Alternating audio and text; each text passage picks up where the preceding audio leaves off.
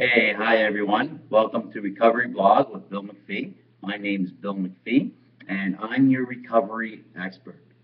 For those of you who do not know me, I was hospitalized 6 different times. I lived in 3 different group homes, and I had a suicide attempt. I spent 5 years on the couch, basically doing nothing.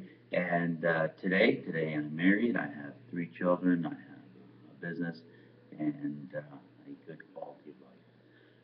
Today is Saturday, the 26th or the 27th of June 2015, and usually I do this blog on Fridays, and I apologize. I was away this week. I was in Florence, Kentucky, with our church group. We went to see the Creation Museum in Florence, Kentucky, and that was a worthwhile and a great thing that we had a lot of fun in that. So I tried to do my blog on the road, but the internet connection just wasn't proper, and I couldn't do it.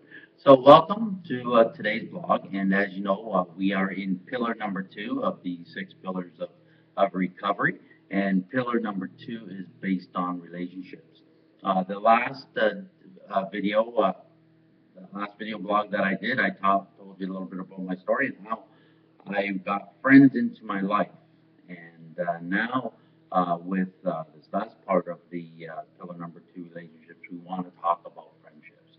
And the goal in relationships is basically to bring out the best in people and to become encouragers.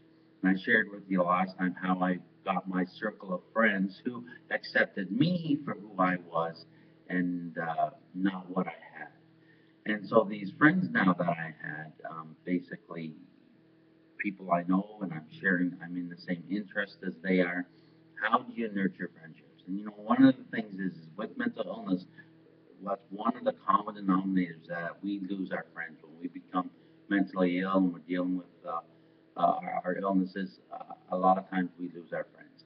So to move forward, so now I have friends. What happens? Now I want to tell you that once you do have friends, it's really basic to work on those friendships.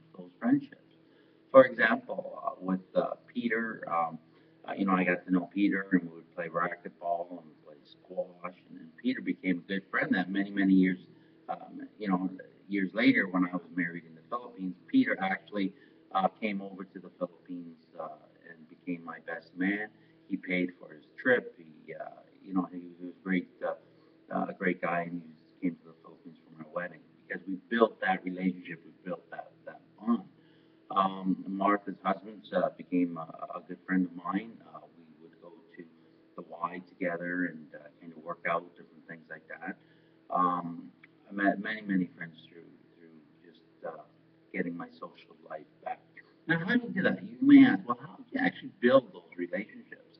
And what I found that really relationships, in order to develop good relationships, you have to become vulnerable. You have to open yourself up and trust people, or learn not to trust people and be able to open up and to be vulnerable, to share with people your weaknesses and your goals and your dreams and your mistakes and different things like that. And when you do that, you become vulnerable, and it cements that relationship. And what we do too with those relationships, another word is we become genuine. So you're not fake, or you develop fake relationships, but you become genuine with people and show your vulnerabilities and be willing to share and back and forth and trust. And that's how you build those relationships. Now, I want to tell you that, we're in the age of social media where people have many friends on Facebook or Twitter and all those followers and everything like that.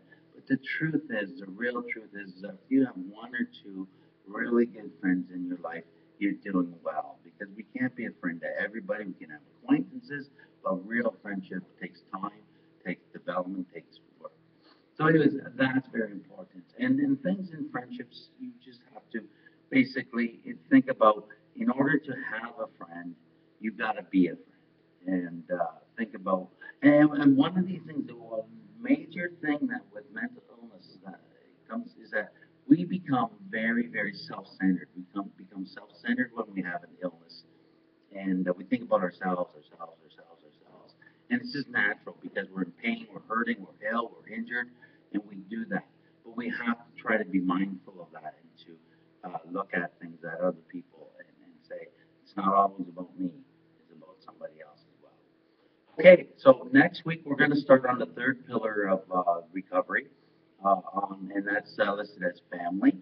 And the goal in families is to create a sense of belonging. So we're going to talk a little bit about that next week. And just want to let you know that if you ever want to have any questions about any of the pillars or whatever you see, or a question on mental illness or a question on schizophrenia, whatever you have, feel free to email me at bill@billmcphee.ca, and McPhee is MacPhee.